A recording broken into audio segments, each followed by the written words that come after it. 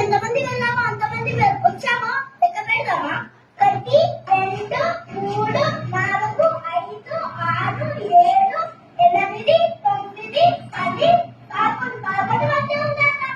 తప్పిపోయాడురా, నేను లెక్కిస్తాను. 1 2 3 4 5 6 7 8 9 10 11 నిజంగా ఎవరు మనలో తప్పిపోయారురా. అవును.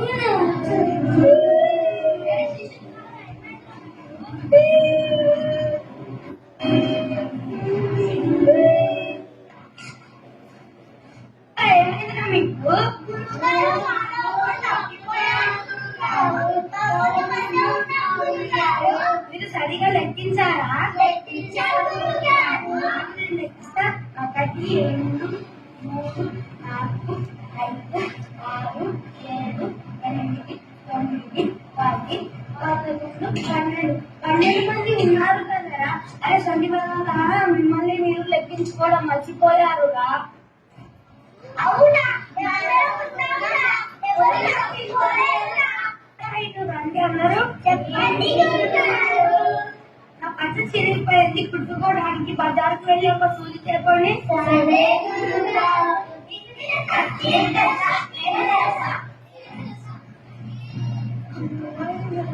ఆగండి, నాకు ఉపాయం వచ్చింది.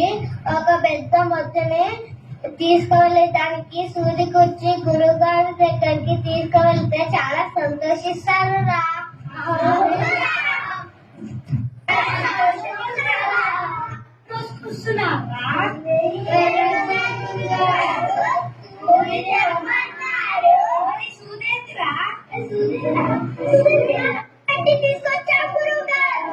అరే చెక్కకి సూది ఆడదురా, పెదాల అప్పటి బయటికి. ఏమంటే ఊరికి వెళ్దామా? సరే వెళ్దాం. వాళ్ళు వస్తున్నారు అంట కదా, రాణి. నేను విశ్రాంతి తీసుకుంటున్నాను. ఏదైనా కింద పడితే చూసుకుంటూ ఉండండి రా. ఏమన్నా కింద పడితే చూసుకుంటూ ఉండమన్నారా? దాహంగా ఉంది చెంబేది. ఏ చెంబేది రా,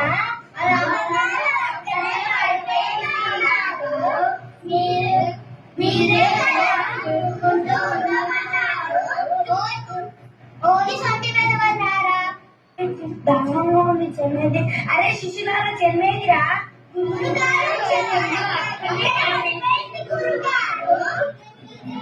మీరే కదా చూసుకుంటూ ఉండమన్నారు.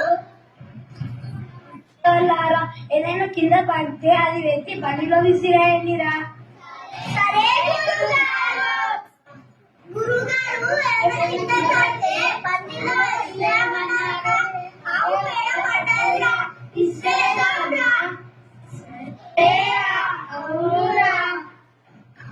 ఆగడిరా, ఏం చేస్తున్నారా?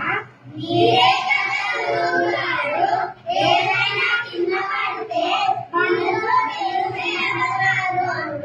మోరీ వెదవన్నా, నేను వెయ్యమన్నది సామాన్లు ఆంపేడ కాదు.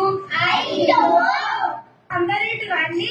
చెప్పండి గురుగారు. నా పక్క ఊరిలో స్నేహితునికి ఆరోగ్యం బాగాలేదు, వెళ్ళి వైద్యం చేసి వద్దామా? సరే గురుగారు. అరే నీకు ఆరోగ్యం బాగుందా? బాగాలేదురా. మా శిష్యులు నీకు వైద్యం చేస్తారు. అమ్మో, మీ శిష్యులా నాకు వైద్యం చేసేది వద్దు. మా శిష్యులకి నేను వైద్యం చేస్తాను. శిష్యులారా, ఈ వైద్యం చేసేటప్పుడు ప్రాణం పోకుండా చూసుకోండి, నేను ఇప్పుడే వస్తా. గురువుగారు, వైద్యం చేసేటప్పుడు ప్రాణం పోకుండా చూసుకోమన్నారు.